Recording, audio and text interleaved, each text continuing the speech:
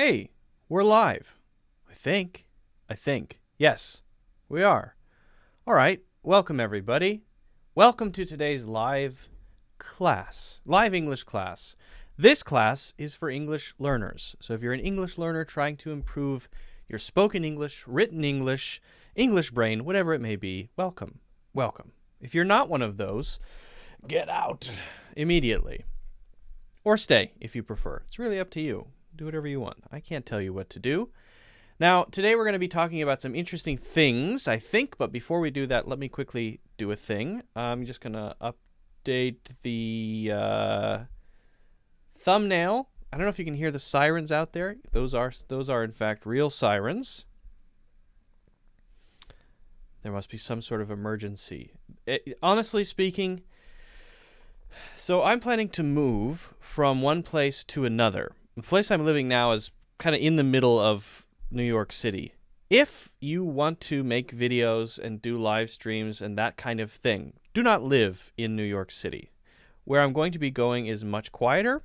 So from the video and course making perspective, 10 times better, hopefully. Fewer extra sounds, sirens, road work, construction being done. It's a constant fiasco of sounds and noises and commotion, and not good. And sometimes, if there's low cloud cover, then I'm actually not too far away from an airport. So the airplanes will fly over, and if there are a lot of clouds, then the sound bounces off of the clouds, and it's so loud that you can hear it. So if I'm trying to record a course, for example, I'm sitting here talking, and you hear every 3 minutes. So I have to say stuff within the 3 minutes, and then wait. And that's if nothing else happens, like a dog barking in some apartment in the 10,000 apartments right around where I live, or an ambulance going somewhere, or whatever. It's insane. And to be totally honest, I just finished filming 9 courses, and it took me 8 months to write them. It took me nearly 11 months to record all of them over the last year. That's what I've been working on. I just finished them. I'm working on putting them out. One will be out next week. I think I nearly lost my mind, honestly. I almost went, I think, insane. And I could be completely damaged from it, but I guess time will tell if I will recover. But there were times when it's just the constant interruption. Because when you're recording a course, you have to be really focused. You have to be totally concentrated on what you're saying. Not only what you're saying, but how you're saying it. Because the way you say something will make it more or less accessible, right? I mean, I don't know if those of you who have gone through my courses, and I know quite a few of you have, more than a YouTube live stream or video, I'm really careful with not only what I say, but the way that I say it, the order of how I say it. So the process of recording is like this. So write a course from beginning to end, and that's a quite intensive process, making sure the structure is correct so that the ideas go from one to the next and click together, so that from the beginning to the end, there's a building up of things, so that by the end, everything kind of clicks into place. That's difficult to accomplish. Then there's the recording part, and that is, sitting in front of a camera like this for a few hours a day, but not just talking. Like when I'm doing a live stream, to be honest, I'm kind of relaxed. I'm not, I'm just kind of hanging out and answering questions, which is what we're going to do today. But when I'm recording, you have to pay attention to every word, how it's said, and the where the stress is on the word to make sure it has the most impact. You have to be not only thinking about how to say things, but then listening to what you just said to make sure that it fits, because you don't want to have to then try to fix it when you're editing it. So it's a really tough process anyway. But I'm getting better. I think I'm getting better at it over time. When I'm 80, I'll have mastered it. Hey, welcome. Abdal Salam is here, and so is Konstantin Kraus. Thank you. Thank you, thank you, thank you. Excuse me.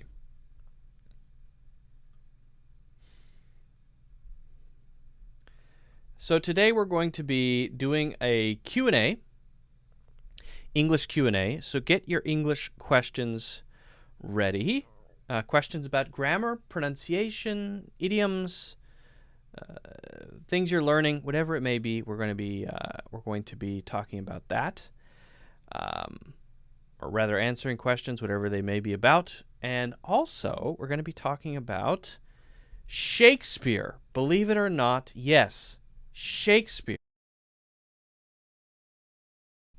So if you can understand this sentence, congratulations, well done. It's not particularly easy to do. It's hard for anybody, most people, to understand Shakespeare well. So we're going to be spending some time on that and translating some Shakespeare into modern English. We're actually going to watch a clip from the Royal Shakespeare Company recent production of Hamlet. Jason is here. Nice to see you again. Hello. Excuse me.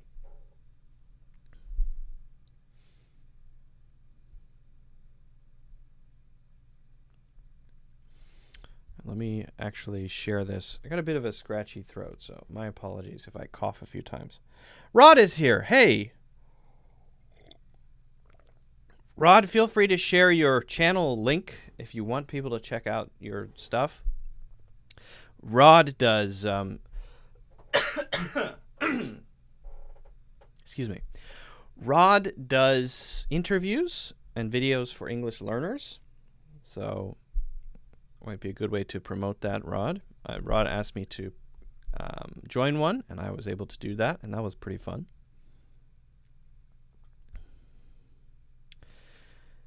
Also, there's a... Oh, hold on. Let me share this to the WhatsApp group. What's my favorite English accent? Mine. No. Probably specific individuals. For some reason, I like Terence McKenna's. Terence McKenna.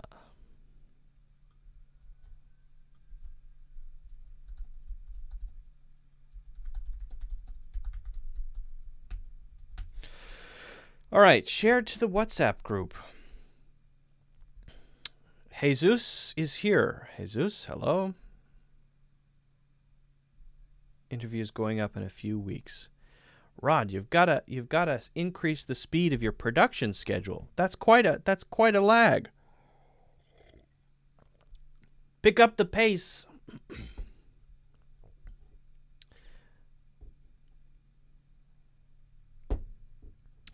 What's up with my bottom of my cup? So I want to quickly mention something before we get started. If you guys haven't done so already, I would appreciate if you hit the like button as you're joining. That would be very helpful. The most important thing you can do, honestly, to support the channel. When you see a video go up, just hit the like button. It's very important. That engagement is what drives more people to come to the videos, which is good. Live streams. So hit the like button. If you haven't already subscribed, make sure you do that, of course. And you can also check out my courses in the links in the description. Now, two things about the courses. Number one, I have launched a new website. Now, it will look similar to the old website, but it's better in a lot of ways. The course delivery is better. It's better on my end, analytics, traffic, and all that stuff. So for some technical reasons, I decided to change course hosting platforms. So if you haven't already, you can go to that website. It's www.lukepretty.com. My name. That is the website. Why Luke Pretty? Because it's my name. Also, about the courses, because I just launched it, I'm doing an initial sort of launch special price. So I have a link in the description. You can click on that link and that is a 60% discount to the full courses package. So if you open that up, you can get access to all 11 courses. It's actually 10 because one of them is a free course, but all of those courses you can get for 60% off for a limited time. So check that out. Check out the new site. Make sure you're subscribed. Check out the other courses. The course viewing experience is just better. It's much better. And if you have any issues, let me know. It's a new website, so there's still a couple technical things we're working out, but it's smoother. It's cleaner. I like it a lot. Okay. What was the other thing? Oh, yes, the other thing. I'm just finished editing course number 1 of 9. This will be the first course that I've put out in nearly 2 years. That course is a pronunciation course that is an extension of my basic American pronunciation course. That first course was covering the basics. This one covers much more territory. It's going to be about 10 hours long, quite in-depth, and it should be launching sometime in the next 7 days. That's the plan. Okay, so look out for that. I will post that in the. I'll probably do a live stream. I'll probably mention it next time, and we'll probably do a promotion for that too when that comes out. Okay. So anyway, that's all that stuff. As usual, questions and all that. Questions about grammar, pronunciation, idioms, phrases, study methods, techniques, and so on. Just ask. That's what we're here for. And I also have an interesting topic planned for today. I'm also working on some plans for what happens later on in the course, or rather later on in the year. What am I saying? I got courses on the brain. Later on in the year, I'm working on a schedule for better live streams, longer, more parts, more segments, and it should be pretty interesting. It's a lot of work to get that all ready, but look forward to hopefully next year having a schedule for live streams, segments, different types of live streams covering different things, all that good stuff. Jason or Yeson Marchia, I have been studying things related to parts of speech. However, I find sometimes hard to identify adverbs, determiners, and conjunctions. Could you shed some light on it? Yeah. I suppose I could do that. Let's see. Let me pop that question up. Hey, Oliver. Good to see you.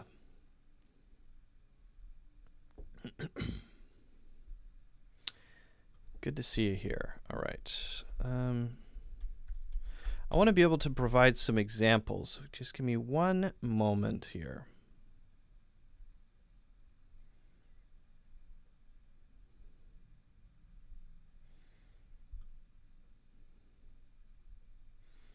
Phrasal verbs, that's also a good question. We'll get to that one.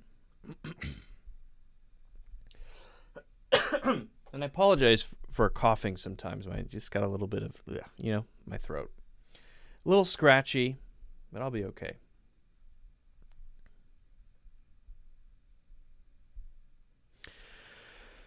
So,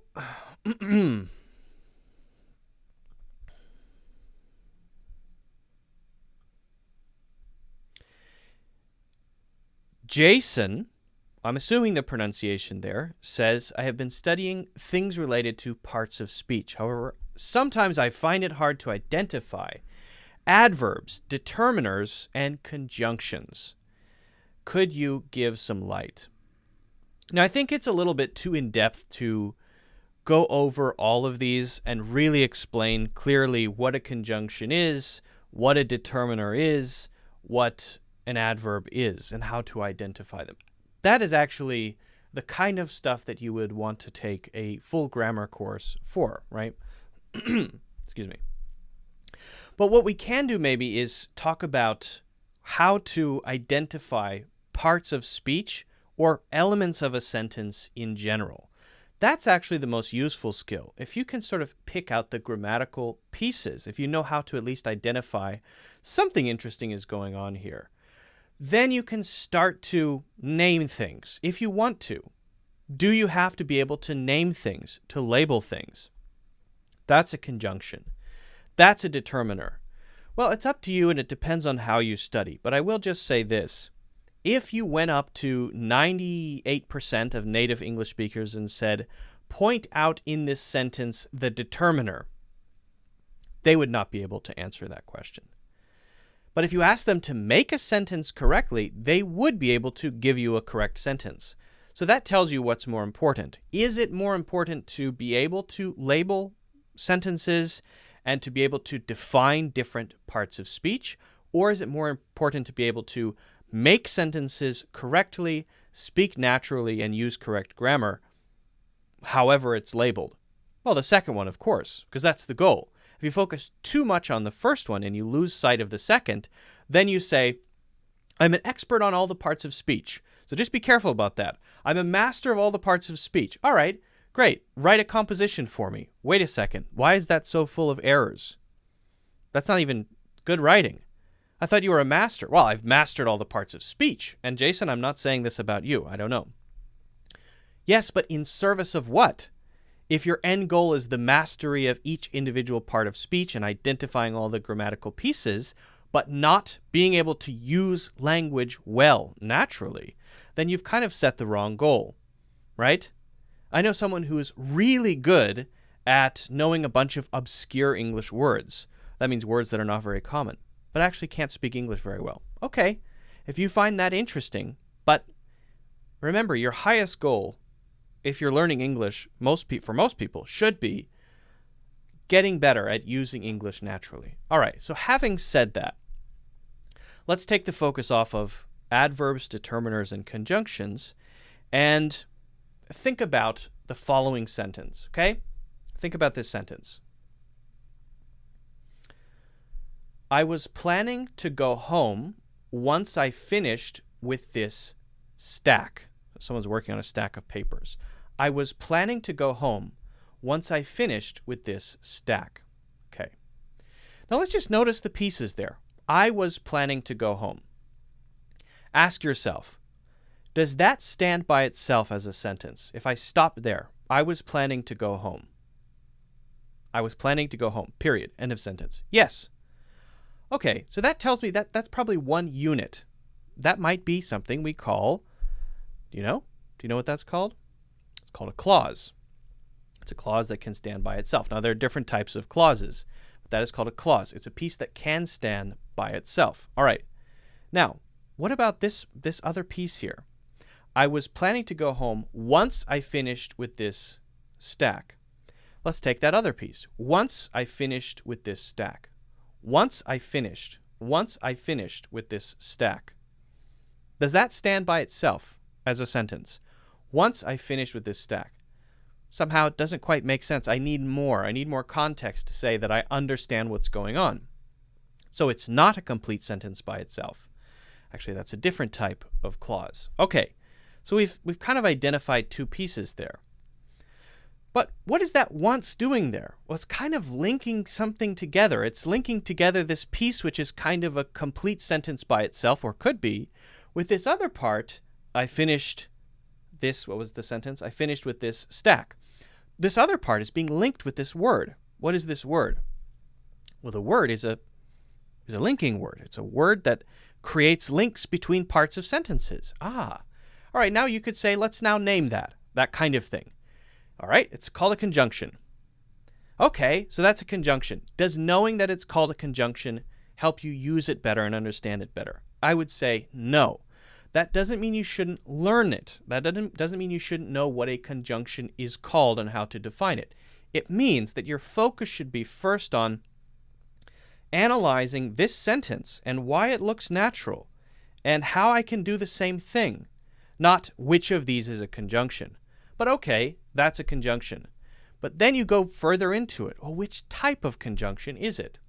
It's actually a type of conjunction called a subordinating conjunction. Is that important to know? Not really. But if we looked at the sentence, we could say, well, I can see that one part cannot stand by itself as a sentence and one part can. So subordinating, going under, one depends on the other. Okay, we could look at more sentences like that and understand kind of what a subordinating conjunction is. While we never say, I'm going to master subordinating conjunctions, and then I will have mastered that part of speech, conjunction. That's not what it's about. It's about being able to understand and make natural sounding sentences, right? So always keep in mind what your purpose is. And that's not even the whole picture. That's just one sentence. There's another type of sentence with something called coordinating conjunctions, which you might be more familiar with. And that would be using and, but, or, nor to put together two things which both could be sentences by themselves. All right, so it's a whole world. But I always recommend when you're learning grammar to go through the path of real examples, real usage, rather than learning first the parts of speech and then, oh, by the way, learn some examples. It really matters the way you learn because it can make an impact on how well then you can put sentences together yourself, which is ultimately the goal. Okay, thanks for the question. If you haven't already done so, don't forget to hit the like button. Don't forget to subscribe, of course, and also check out my full courses in the links in the description. Okay, hopefully that answers your question. Is it Jason or Jason? I'm not sure how that's correctly pronounced, but yeah.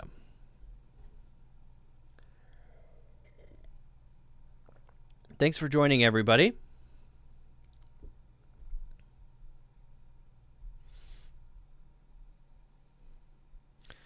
I think I posted there's a video on the Clips channel about determiners posted this morning, actually.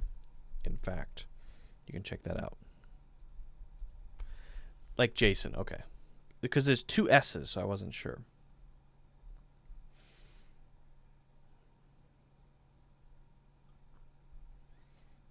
I know I didn't answer your question exactly, Jason, defining each one, but I wanted to focus on the sort of bigger picture of focusing on how things are used in the sentence first, and then trying to learn what they are, right?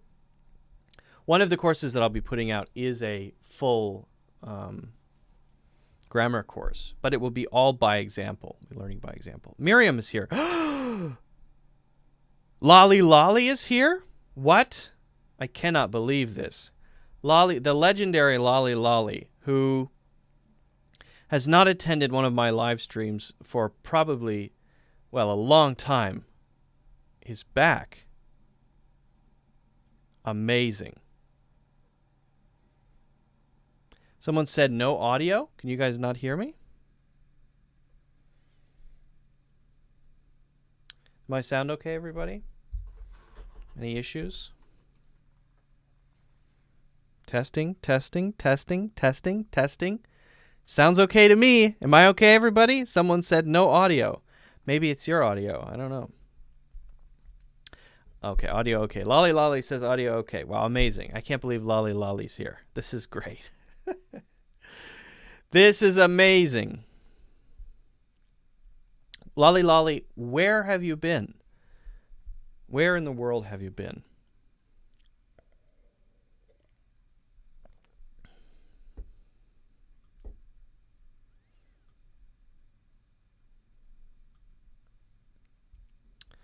All right, let's get to some of the other questions here.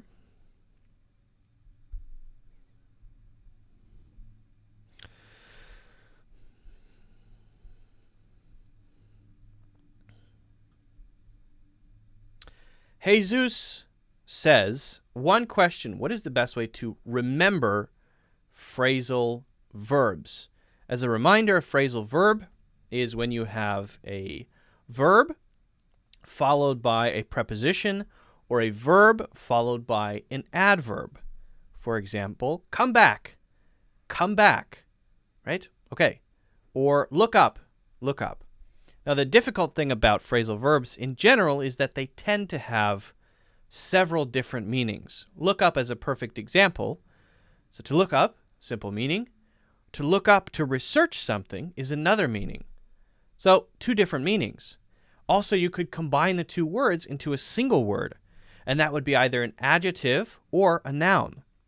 For example, a lookup aid, something that helps you look things up. Okay, so you turn it into a single word.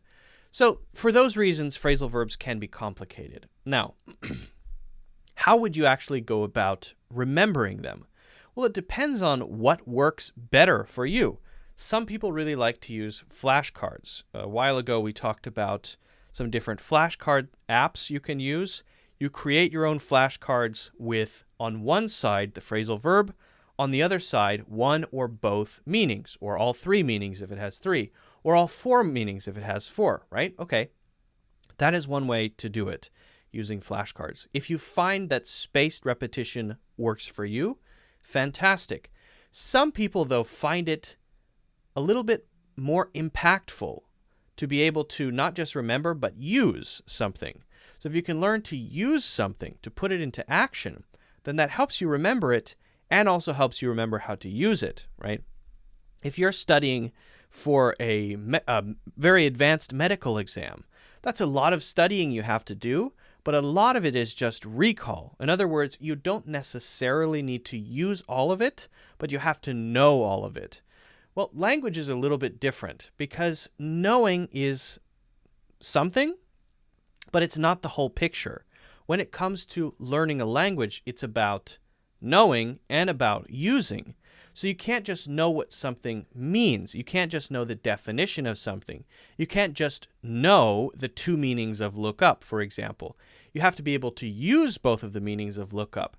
So a way to sort of feed 2 birds with 1 scone there would be to look up both meanings of look up, but then make 3 examples for each one. Instead of using the flashcards, you write down 3 examples for each meaning, totally 6 examples.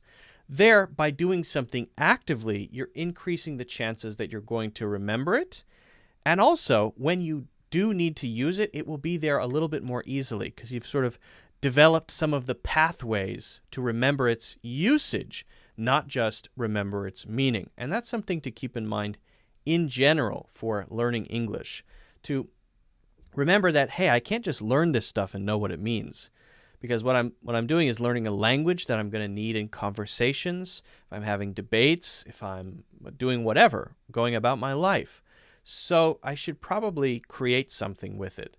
If you don't want to write down examples, then maybe practice speaking, recording yourself speaking, and use the phrasal verbs while you're speaking. Try to insert look up into whatever you're talking about, right? I went to the library yesterday because I had to look up some rules for the local city ordinance related to water irrigation in the lot that I'm planning to buy, that sort of thing, right? I'm inserting the usage into something that I'm saying, and that's going to help burn in the ability to, when you need it later, use it more naturally, hopefully without thinking about it. So that's something to keep in mind. There are other methods, of course. I like the mind palace or memory palace technique. That's just me, though. And that's something maybe more than just language, but in general, I like it because I can place it there one time. I don't need repetition, and then I can go back and visit that in the future, and it sort of unpacks itself, and I can see the whole thing. So it works for me, but not everybody. That's called the memory palace technique. And I have a couple videos about that as well. Well, thanks for the question, Jesus. It's a good one. If you haven't already done so, don't forget to hit the like button. Don't forget to subscribe. And also check out my full English courses in the links in the description. Okay. Thanks for the question. Luba has a question. I'll get to that one. That's a good one. Lolly, I'm now convinced that you're not a robot because otherwise, why would you have disappeared so long, right?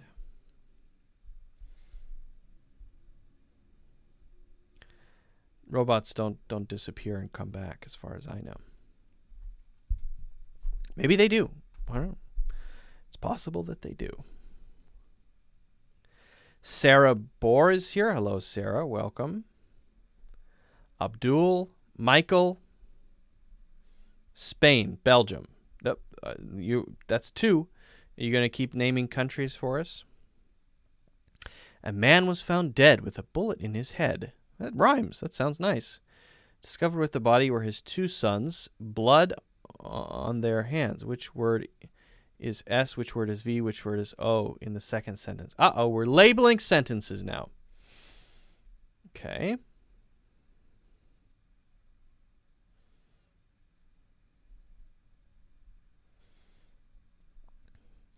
Abdul wants to chat with people. Mario is here from Colombia. Ooh, I love Colombia. All right, I'm going to go up to Luba's question here. Gabriel's from New Zealand, or just Zealand. Not New Zealand, Old Zealand.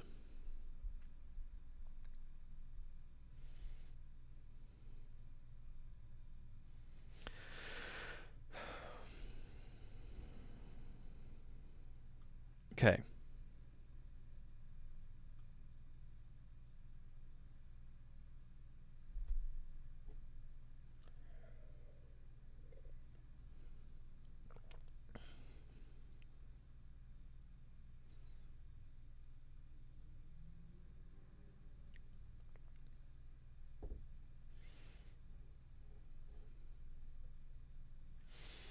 All right, so Luba says, please, can you explain the expression, bend the truth?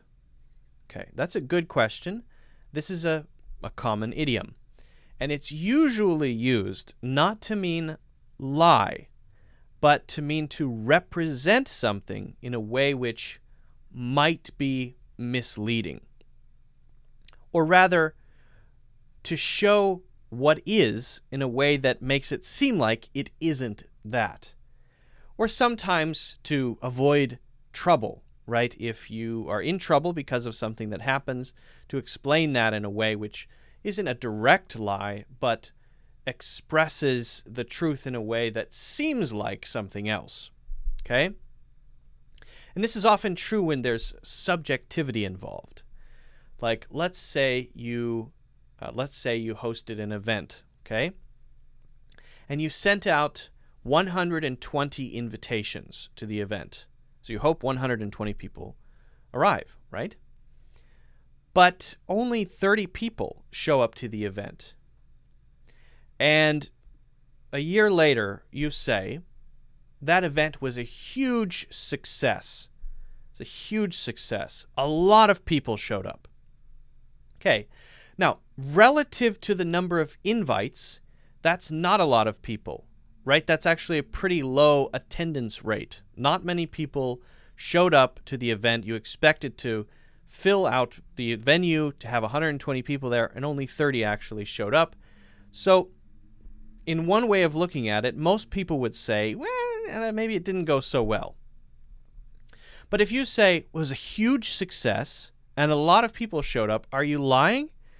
Well, if you look at it a certain way, 30 people, that's more than 2 people, so that's kind of a lot. That's a lot, right? That's a lot. Okay. And was it a huge success? Well, people showed up, and yeah, so I got some, I met some people, I made some connections. That's good. So it was a huge success. Okay. Now the question is, do you really believe that? Or are you trying to represent it in a way to others to make you sound more impressive? If you genuinely believe that because you got a $1 million contract because one of those 30 people was the right person, then okay, you're representing the truth, right? It was a huge success. Great. But if you know that to be not quite right, and in your heart you know that that wasn't very successful, but you say it was a huge success, what are you doing? Well, you're bending the truth. Why are you doing it? If you say it was a total failure, only 30 people showed up out of 120, it was a disaster, then other people might not be impressed. Now, I'm not trying to say that to mislead people when you want to impress others. I'm just giving you one specific example. In fact, it can be used for all sorts of things. What it is, though, is not a direct and open lie. What it is bending the truth. Here's the truth, and I'm kind of bending it a little bit so that it seems a certain way. That's the difference between that and lying.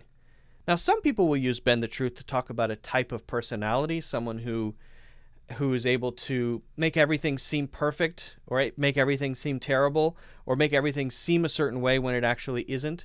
This person is capable of always bending the truth just because of their personality and how they are. Okay, so sometimes we could use it like that, but the main usage would be simply a way to subjectively represent the truth for whatever reason you want to do that. Maybe to avoid responsibility or punishment, or to impress others, or whatever. So I hope that answers your question, Luba. That's a good one. Guys, if you haven't already done so, don't forget to hit the like button or the thumbs up. Don't forget to subscribe and follow, of course, and also check out my full courses in the links in the description. Okay. Good question from Luba. Thank you.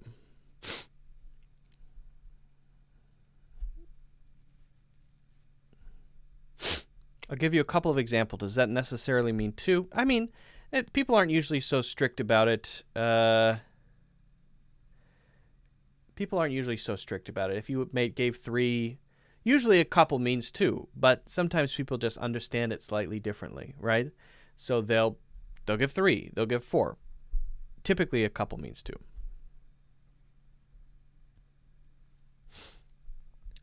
Abdul, if you're not getting an answer, it means people don't want to answer. So maybe the best thing to do is leave it alone.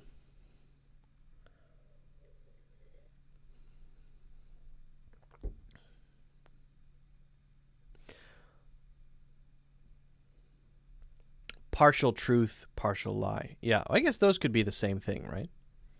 Okay, who's ready for Shakespeare?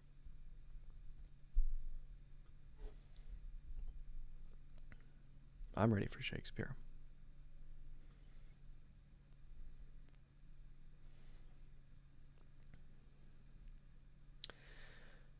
We often refer to Shakespeare as the English, and Shakespeare was a very influential and important English author, playwright. And in fact, a lot of English idioms and phrases come from Shakespeare. Very innovative. And if you hear people say, I love Shakespeare, I'm not saying you shouldn't believe them, but I don't.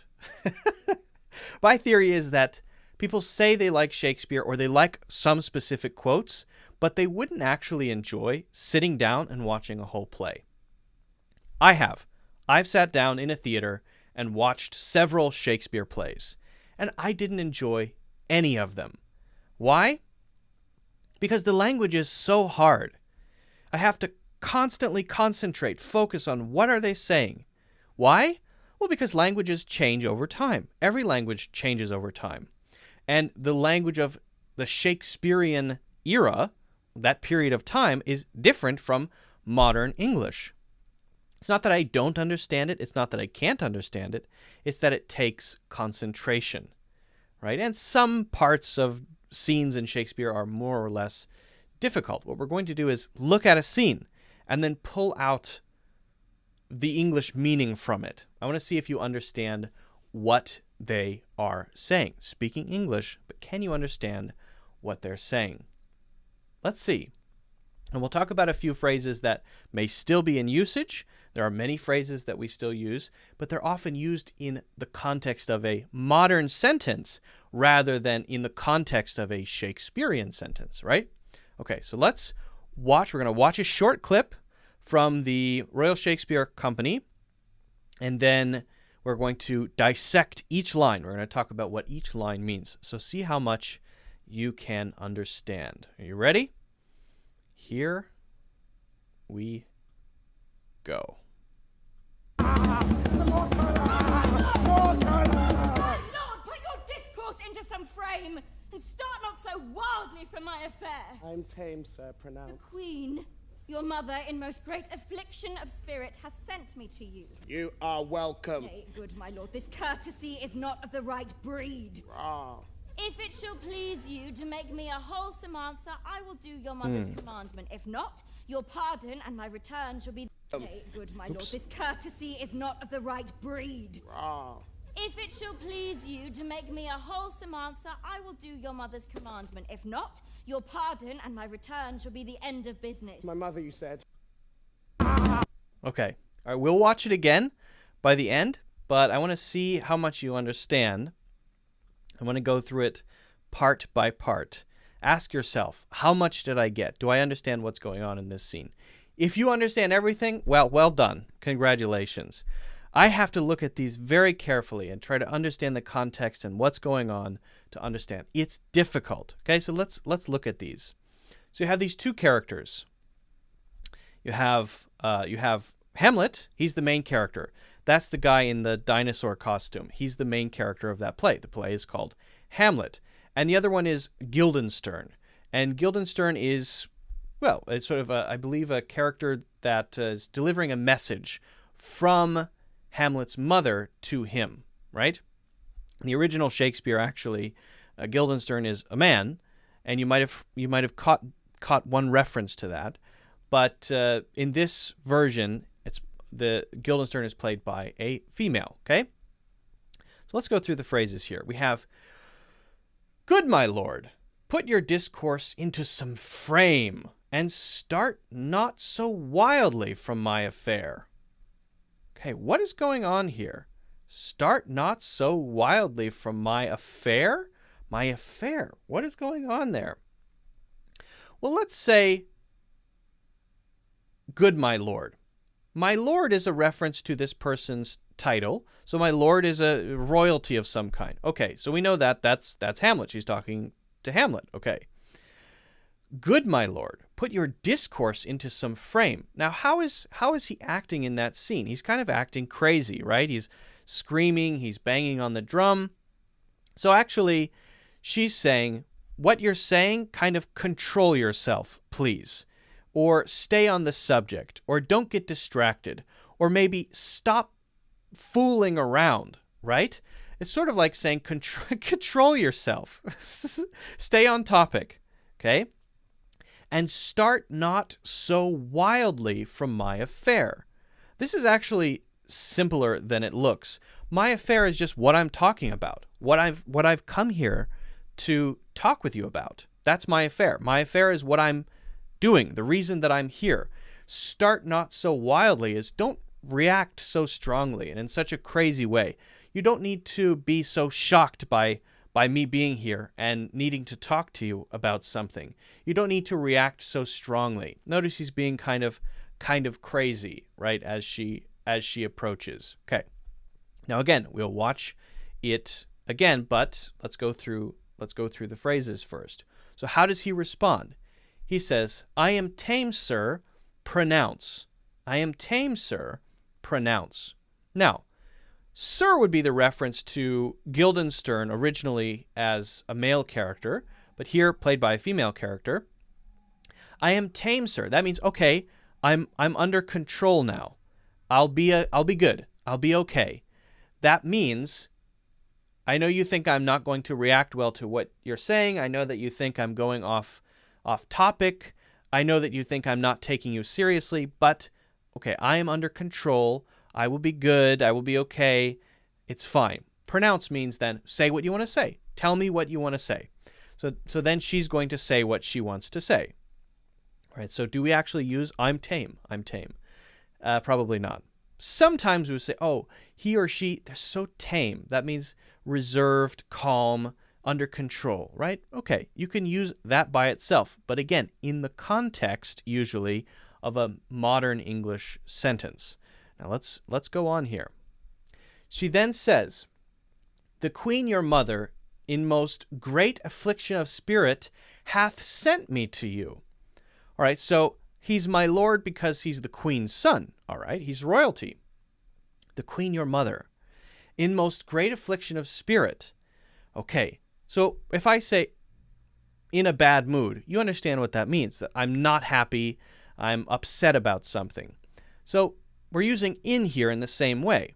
In most great affliction of spirit here means in a lot of stress or worry. She's upset, okay? All this means is your mom is upset. That's what it means. Hath sent me to you. This is a way to say has. We do not use hath anymore. You will not hear any modern sentence that uses hath ever, ever, ever, ever. But you see it a lot in Shakespeare. Your mother, who's very upset, has sent me to you, or sent me here. Your mother is angry and she sent me here. Your mother is very upset and she sent me here. That's really all that this character is saying. Your mother, the queen, is upset, and that's why I'm here. Okay. So he's saying, go ahead, say what you want to say. Then she's saying, your mom sent me here. She's very upset. Good. Now what's the next part?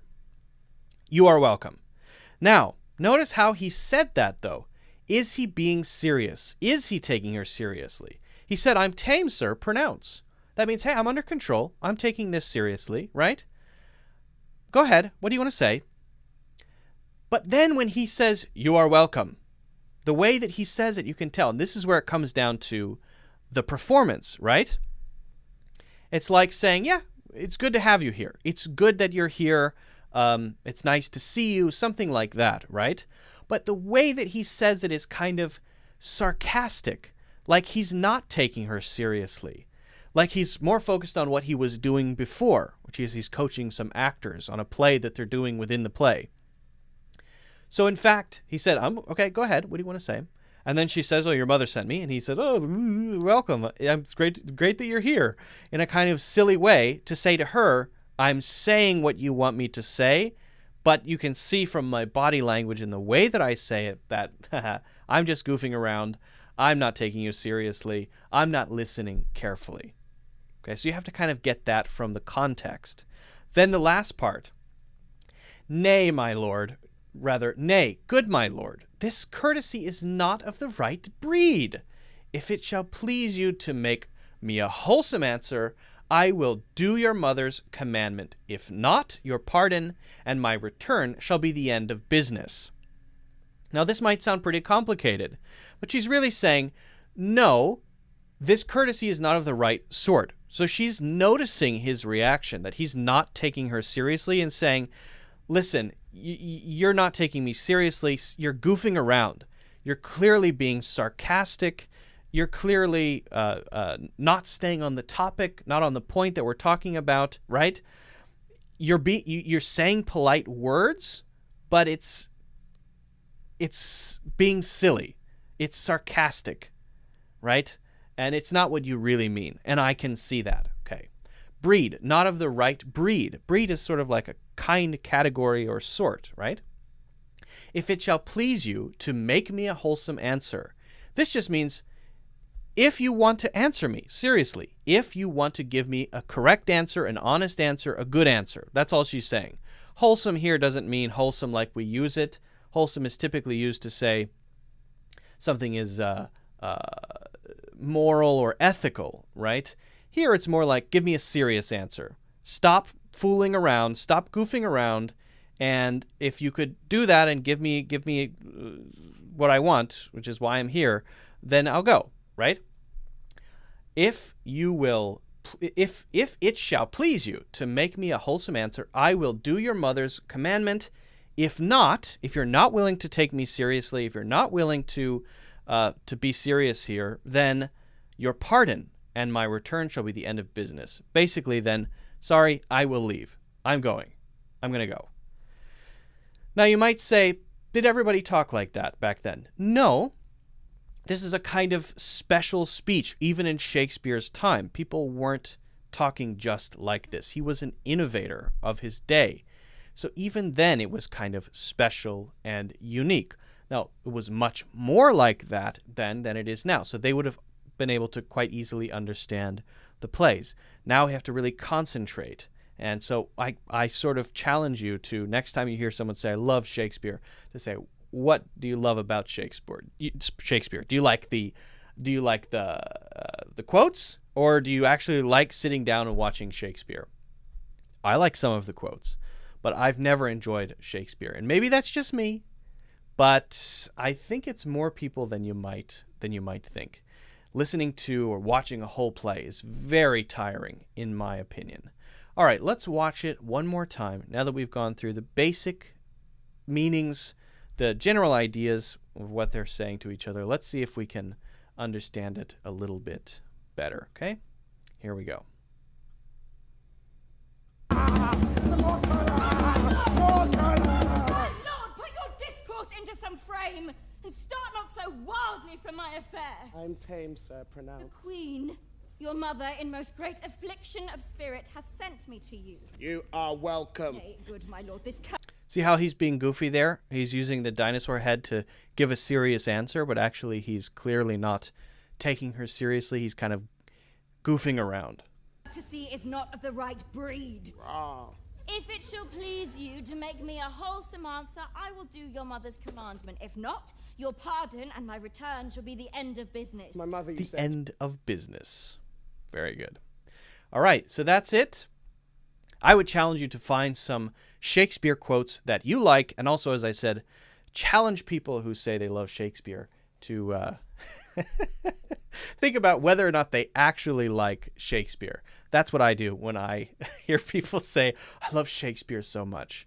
All right, if you haven't already, don't forget to hit the like button. Don't forget to subscribe, of course, and also check out my full courses in the links in the description.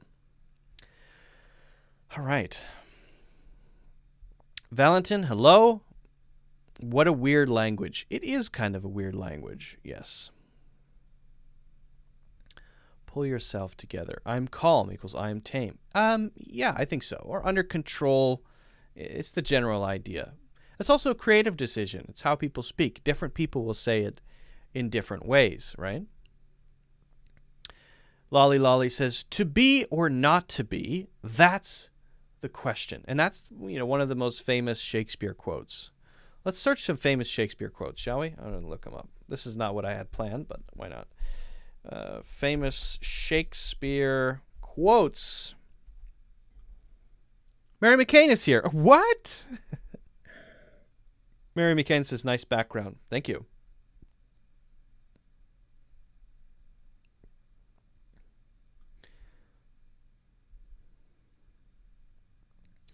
Let's see.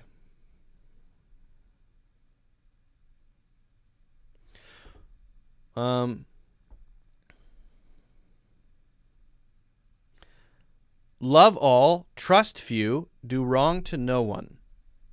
Hard to argue with that. Is that from a play, or is that just Shakespeare saying his? Sarah says, I love Shakespeare even more now, and I feel so weird about it. You're welcome to love Shakespeare, but you have to answer me honestly this, Sarah.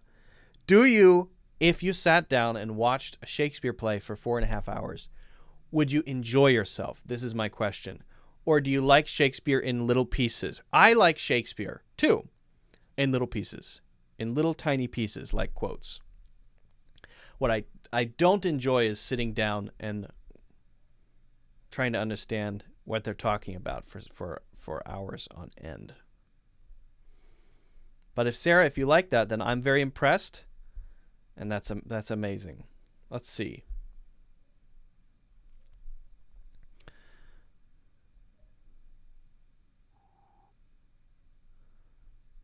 I'm not seeing any interesting ones here.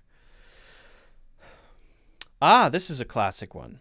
I forget which one it's from, but there is nothing either good or bad, but thinking makes it so. That's, I think, true. That's good philosophy there. You know what that means? There's nothing either good or bad, but thinking makes it so. That means only the thought of labeling something as this is good or this is bad is the thing that makes it that. There's nothing inside of that thing that either makes it that or the other. I would enjoy like an hour. I just need more education on it. His language is just wow. I tend to agree. I could watch 20 minutes of Shakespeare a day, process that. When I was in high school, I liked the challenge because as an English class, we used to read Shakespeare, and I used to like the challenge of reading Shakespeare. And I enjoyed it in those pieces because we would read for maybe 30 minutes a day, and I enjoyed that. That part's fun, kind of doing it in little pieces.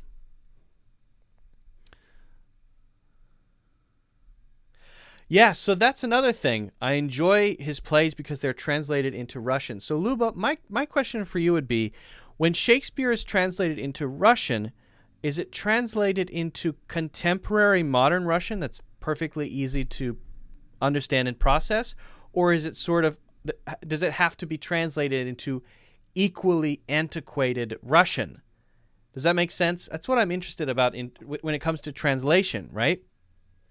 If you translate the Bible, how do you translate it? Well, the King James Bible is kind of like Shakespeare. If you've read it, it's not that difficult, but it's similar to Shakespeare. There's a lot of thous and haths, right, in the King James Bible translated to English.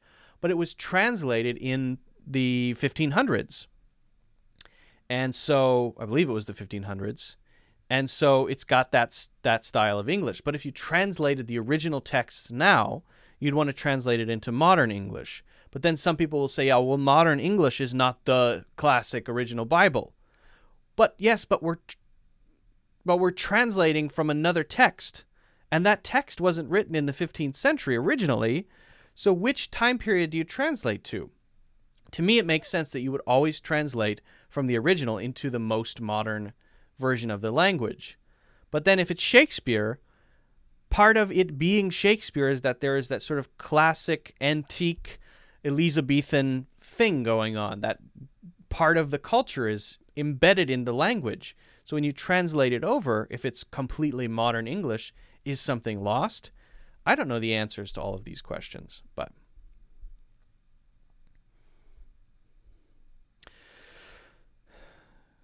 Luba says it's easy to understand, but I can't say that it is the modern Russian. It's like poetry. Okay. We translate it into equally old Persian, and it is still good, but it can be like another masterpiece itself. Gotcha. Mary McCain. Oh, everyone's against me today. I like Shakespeare when it's playing by non-British people. I would love to just lay back and watch smoking a cigarette. Meanwhile, wouldn't be a bad idea. Okay, that's the thing I can appreciate, right? If you have a play going on and you're not too focused on it and you're not too worried about understanding every word, and you've got some cigarettes or whatever you want to do, whatever your chemicals of choice, then yeah, I can get into that. That's sort of like I like listening to classical music if I'm doing something else, but I will never be listening to it by itself as a thing, an activity by itself. It's always in the background. But if it's Shakespeare, I think I could watch it for 3 hours if I'm not really concentrating on it. But if I have to concentrate, I probably will choose to watch something else. Maybe it's just me. It seems like everybody's a big Shakespeare fan here. Cool. Lolly says, love all, trust a few. Oh, do wrong to none. Yeah, that's close to the one that I mentioned, right? What was it? Love all, trust a few, do wrong to none. Yeah.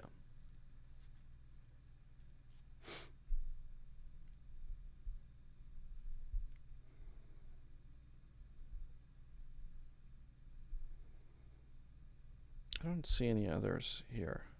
Maybe I have to search by play. I would probably have to search them by play. All right, did I miss any questions? Uh-oh, Sarah says, I dare say you are really good at promoting his works. I'm looking forward to watching short Shakespeare lessons for you. I can say, Sarah, with near perfect confidence that will never happen. This is probably the only Shakespeare lesson I will ever do.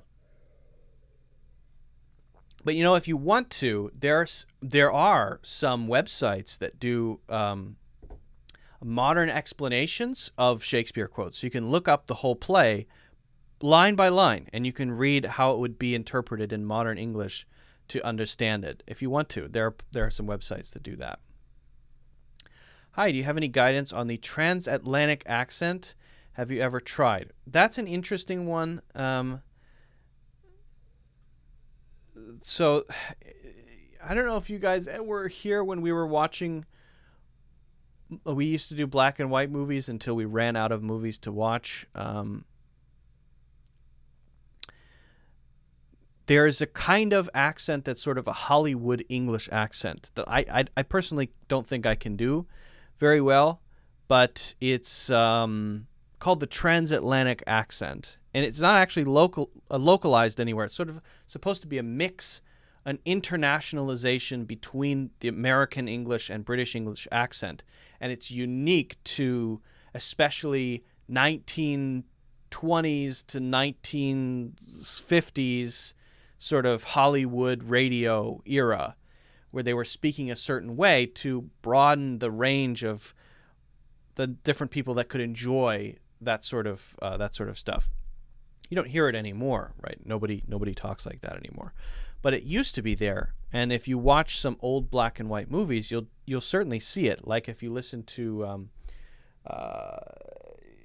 Katharine Hepburn, the way that she used to talk, she had a kind of transatlantic accent, and I'm really tempted to watch a transatlantic accent video if I can find one. There's a girl named... Here, let me try to find this, if you guys will give me a second, because she does it really well. Give me a second. Give me a second, guys.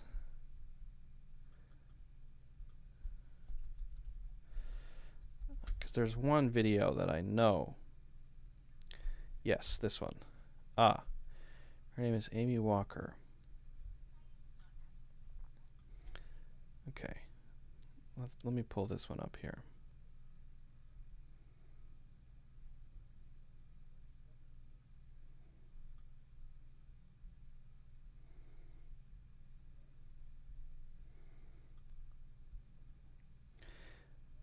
Mohammed Korchi is here. Hello, welcome. As you guys are joining, I would appreciate if you hit the like button. Don't forget to subscribe, of course. Check out the courses. There is a 60% sale happening now in the link in the description. So I launched a new website, same URL, but new website, different platform, better than before. You can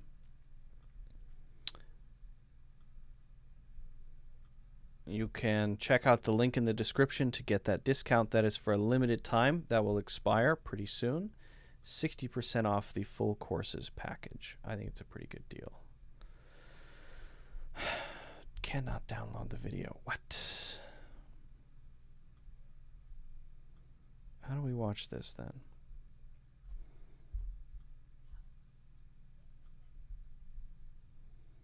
Then how do we do it? All right, I guess we'll just have to watch it on YouTube directly.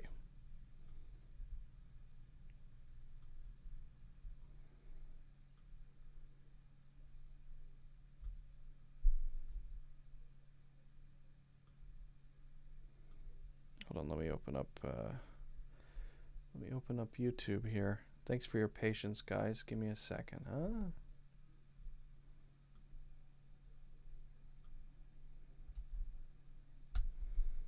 There we go.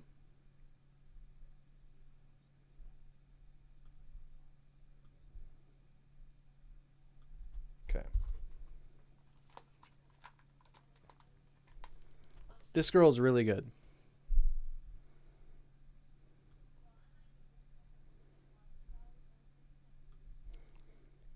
Okay, let's do this. Let's go full screen.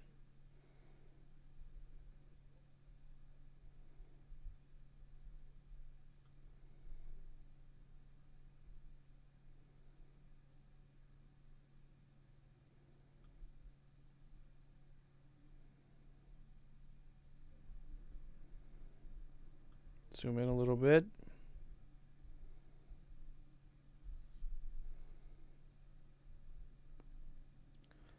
Hold on, let me move myself over here.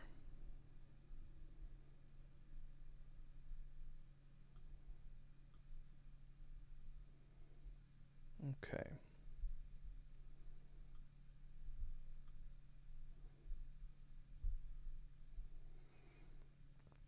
All right. So let's check out this girl. This video is really old. You can see it's from 2008, but I even, it's so good I remember her name. I don't know if she's famous. She might be an actress. I don't know anything about her, to be totally honest with you. But I just remember she does a really good job at showing different accents, and maybe we can check out some because someone asked about the Transatlantic accent, and that is a unique one that, as I said, is not localized anywhere. So let's watch this. Let's watch parts of this and see if we can identify which one is the Transatlantic. This is pretty meta as well, because we're currently I can see myself in the recommended videos. Anyway, here we go. Wait, let's start over.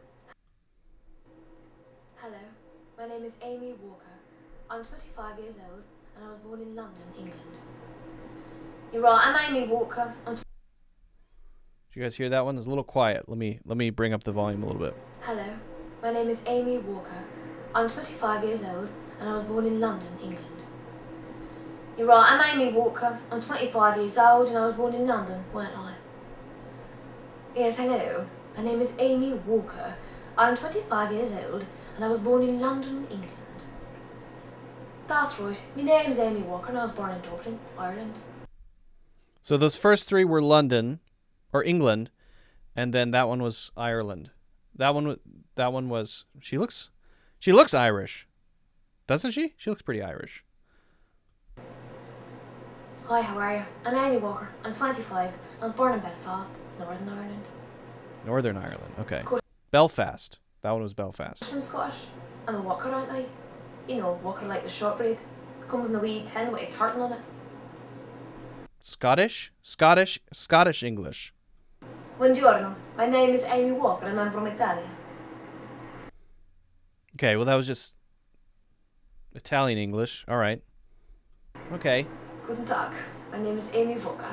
I'm 25 years old and I was born in Berlin, in Germany. So that one I think I can do. The German accent is easy. You just change some of the consonant sounds and said sounds, yeah. Hello, my name is Amy Walker. I was born in Prague, which is called Praha, in Czech Republic. Oh, Hello, Prague. my name is Amy Walker and I'm from Moscow, in Russia. Hey, how was that? Russian viewers, accurate? What do you think? Bonjour, je m'appelle Amy Walker. J'ai 25 ans and I was born in Paris, in France. Well, she's kind of just speaking French, right? Lolly Lolly, what do you think about that one? She's kind of just speaking French, I think, there mostly. Is it? I don't know. You tell me. Hi again, I'm Amy Walker. I'm 25 and I was born in Sydney, Australia. That's a good one. That's Australian English. 25. Oh, I'm 25. Yeah, that's good. Yes, hello, I'm Amy Walker. I'm 27, no, 25, and I was born in Wellington, New Zealand. Yeah, that's definitely New Zealand. She's got that one perfect. Seven. It's 7. 6. 7. 26. 27. G'day mate, again, I'm Amy Walker and I'm true blue Aussie, mate. That's right. I'll always call Australia home. Well, Australia. hi there, how you doing? I'm Amy Walker. I'm 25 years old and I was born in Texas. Not a bad Texas accent. Maybe a little bit turned up a little bit too much, but pretty close. Hello, I'm Amy Walker. I'm 25 and I was born in California, LA. California, LA. Yeah, pretty good. Hello, I'm Amy Walker. I'm 25 and I was born in Seattle, Washington. That's what I would describe as, to me, neutral sounding. There isn't really a strong, like, Seattle accent. So I think she's just using sort of the, to me, it sounds very neutral. Oh, hello. I'm Amy Walker. I'm 25 years old and I was born in Toronto, Canada. Yep. Yeah, maybe a little stronger. I don't know. Her mannerisms. Oh, hello. I don't think the Canadians do that. But they do tend to say, for example, house instead of, as Americans would say, house, and maybe Canadians would say house a little bit more. Less of an ow and more of an oo and things like that. But, yeah, okay. What? Of course I'm doing the thing. Sorry. I'm Amy Walker. I'm 25 and I was born in Brooklyn. Okay. As a person who lives in New York, I can say she's accurate there with the Brooklyn sort of. I'm from New York. What are you doing? Get out of my face. Get me a coffee. That sort of thing that she's doing is how some people talk, but it's sort of a decreasing minority. It's more like old school New York, and that's fading away for sure. Hi there. My name is Amy Walker. I'm 25 years old and I was born in Charleston, South Carolina. I have no idea. I don't know how people from Charleston sound, but that sounds like a movie. Oh, hello. My name is Amy Walker and I'm an actress and a writer and a singer and a dancer. And I was asked here today to give you an example of the Transatlantic accent I was trained in 1945. So this concludes our little program for you this evening. I'm 25 years old. Hi there. Let's listen to that again. So that's the last one, is the transatlantic accent. Very interesting, I think. So you'll notice pieces of the, because we've gone through the whole thing, I think pieces of the British accent, pieces of the American accent. It's very open, very clear, because it has to be understood by as many people as possible, because it's for movies. It's for Hollywood, old Hollywood, of course. She said 1945, right? You'll see that in a lot of old movies, that people talk like that. 5 years old and I was born in Charleston, South Carolina. Start that one more time. Oh, hello. My name is Amy Walker and I'm an actress and a writer and a singer and a dancer. And I was asked here today to give you an example of the transatlantic accent I was trained in 1945.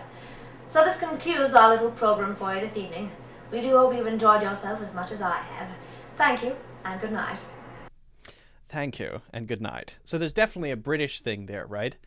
And also, she doesn't hit the R's as much as some of the other American ones. The American accents have a stronger sound.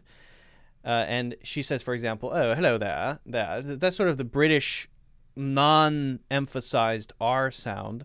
That's what it's pulling from the, I think, British side. And then on the American part is maybe the endings of words and maybe the tempo of the words. Quite interesting. I think she does a good job. This is an old video, but classic. Check out this lady, Amy Walker. Amy Walker. I don't know what she's up to anymore, but she's good at accents. All right. Guys, if you haven't already, don't forget to hit the like button, of course. Don't forget to subscribe if you haven't already done so, and check out my full courses in the links in the description. Lolly Lolly gives it a pass. Okay, great accent in French. Excellent. Good stuff. Please update your course to HD video. I want to same vibes and quality like YouTube channel. Which course are you taking? The most recent courses are HD. The first three courses are pretty high resolution, but slightly lower. But the newer ones are HD, and the new courses will of course be. But which course are you taking?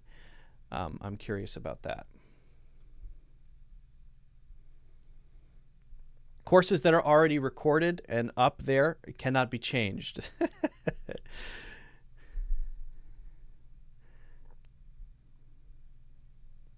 Good job, Amy. I agree. She does a great job.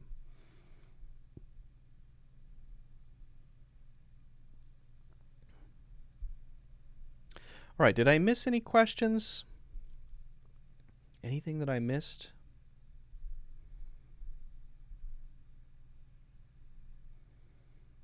Perhaps not.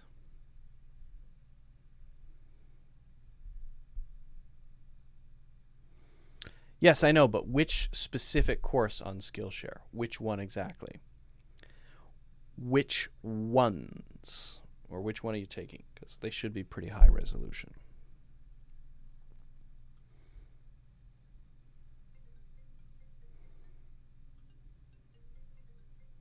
Somebody's calling me.